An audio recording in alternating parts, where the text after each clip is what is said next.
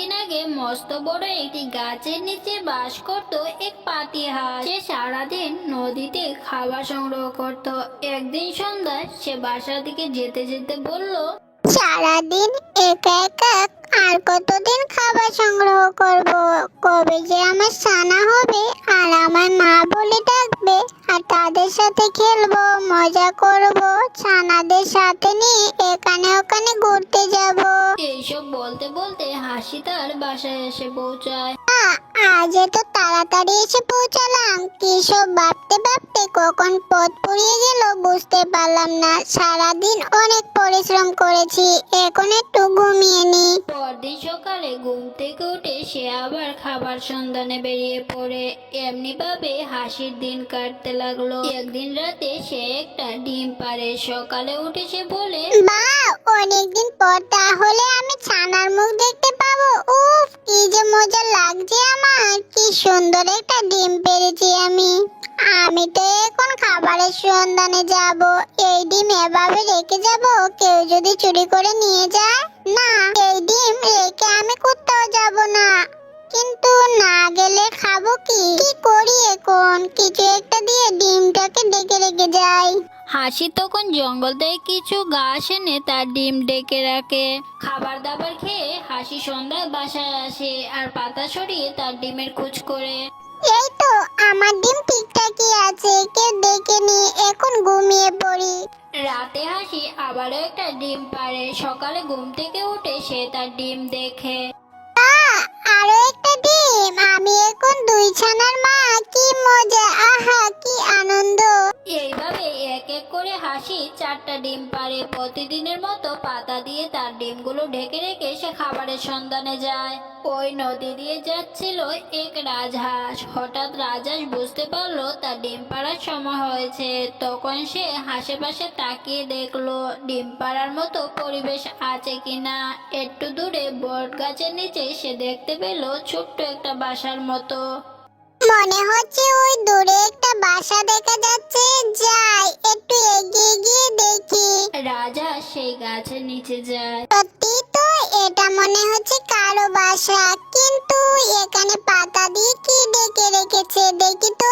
এ মা, এ তো দেখছি ডিম। ঠিক আছে, তাহলে আমিও এখানে ডিম পারি। রাজহাঁস সেখানে একটা ডিম পাড়ে। ডিম পাড়া শেষে আবার পাতা দিয়ে ডিমগুলোকে ডেকে দিয়ে সেখান থেকে চলে যায়। অন্যদিকে হাসি খাবার খুঁজতে খুঁজতে অনেক দূরে চলে যায়।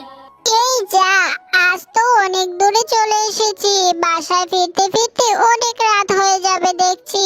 যাক, আজকের মতো অনেক হয়েছে, এখন বাসার দিকে রওনা দিতে হবে। হাসির বাসায় ফিরতে ফিরতে সত্যি অনেক রাত হয়। অন্ধকার হওয়াতে সে আর তার ডিমগুলোকে দেখতে পায় না, কিন্তু বুঝতে পারে যে ডিমগুলো সেখানে আছে। হাসি রাতে আবার একটা ডিম পাড়ে। পরদিন সকালে আরে, ডিম তো 5টা হওয়ার কথা, এখানে দেখছি 6টা, তাও আবার একটা বড়। এই বড় ডিমটা তো আগে দেখিনি, তাহলে রাতে কি এই ডিমটা পেরেছি? রাতে এই ডিমটা সহ তো 5টা হওয়ার কথা, তাহলে এ 6টা হলো কি করে? নাকি আমার হিসাবেই ভুল হতে পারে, আমি ভুল করছি। না হলে আমার বাসায় ডিম পারবে কে? যাই হোক, এখন এগুলোতে তা দিই। হাসি ডিমগুলোতে তা দিতে শুরু করে। বেশ কিছুদিন পর ডিমগুলো ফুটে ছানা বের হলো, কিন্তু বড় ডিমটা বাদে।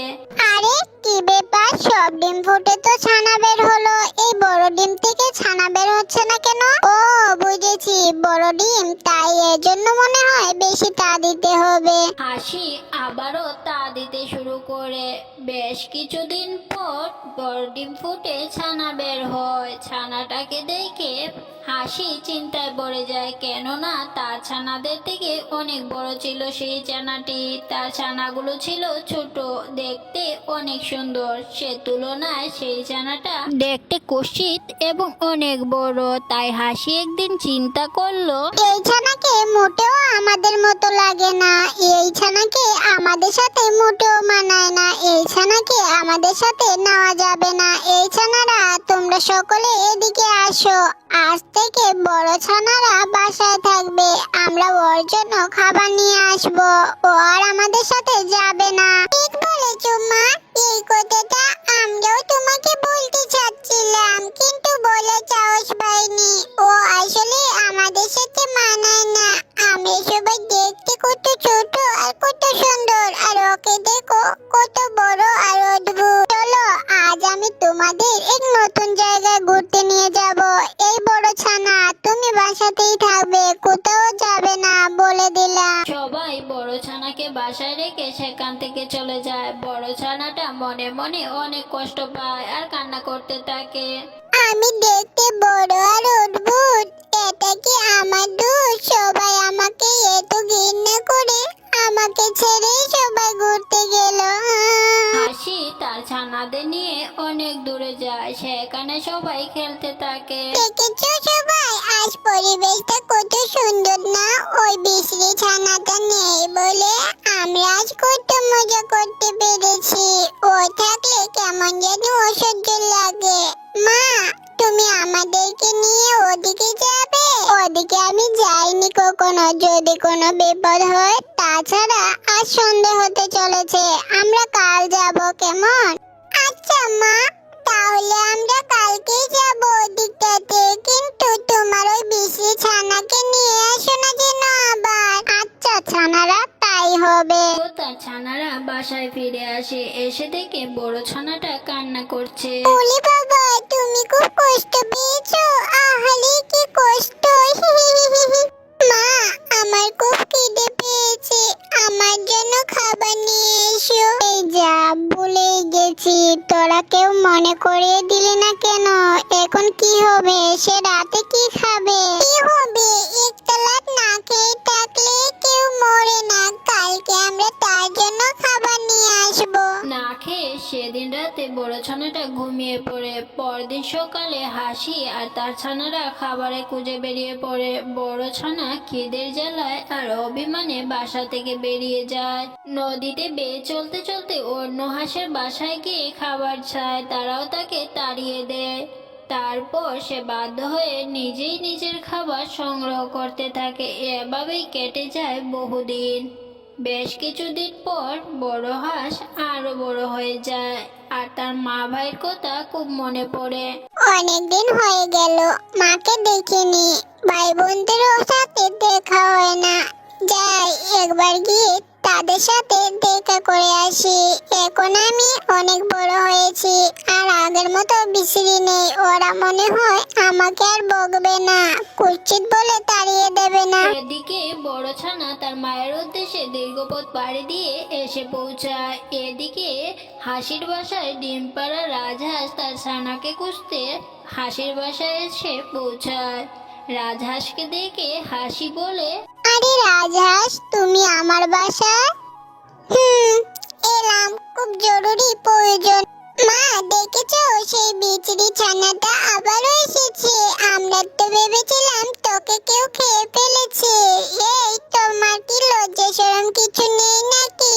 তোমাকে কত অপমান করে বের করে দিয়েছি, না খেয়ে রেখেছি, তারপরে তুমি আবার এখানে এসেছো?